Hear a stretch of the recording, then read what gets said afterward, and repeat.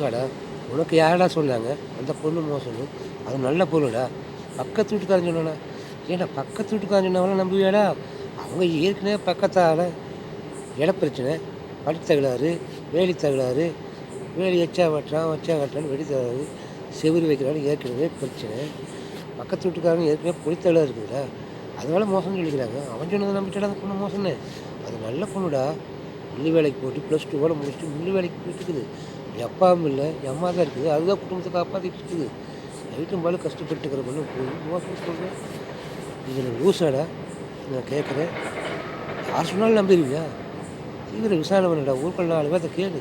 பக்கத்து வீட்டு பகையாளியே கேட்டீங்கன்னா அவன் மோசம் தான் சொல்லுவேன். நீ இல்லை மெண்டலா? உனக்கெல்லாம் யாரா பொண்ணு தருவாங்க? அந்த பொண்ணு பார்த்தாலும் உங்கள் பார்வைக்கு மோசம், அவ்வளோதான். ஆனால் யாராச்சும் பொண்ணு தருவாங்களா? உனக்கெல்லாம் பொண்ணு பார்க்கக்கூடாதா? உனக்கெல்லாம் பொண்ணே கிடைக்காதுடா. என்ன பொண்ணை பாருங்க, பொண்ணை நேசிங்கடா. எதை பார்த்தாலும் மோசம் மோசம்னு சொல்லாதீங்க. என்ன நேசிங்க. நீங்கள் நேசித்தாத்தான் உங்களுக்கு நல்ல முன்னாடி கிடைக்கும். நீங்களே நேசிக்கிறது இல்லை, இதுக்கு உங்களுக்கு நல்ல முன்னாடி உங்களுக்கு கிடைக்கும்.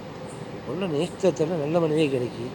இப்போவே நீங்கள் அப்படின்னு சொன்னால் பக்கத்து வீட்டுக்காரன் எவனையும் கேட்காதீங்க. பக்கத்து வீட்டுக்காரன் தப்பாக தான் சொல்லுவான். ஏற்கனவே இடப்பிரச்சனை இருக்கிறாங்க. அவங்க சண்டை பகையாளியே லூசாடா. உனக்கெல்லாம் பொண்ணு பார்க்குறது வேஸ்ட்டு. என்ன உங்கள் வீட்டில் எல்லாத்தையாவது கேட்டு பொண்ணு பாருங்கடா. மென்டலாக இருக்கிறாங்க மக்களை பாருங்க மக்களே. இந்த மாதிரி மென்டல் பையன் இருக்க வரைக்கும் ஒன்றும் திருத்த முடியாத பையன். என்ன மக்களே, ஷேர் பண்ணுங்கள், லைக் பண்ணுங்கள்.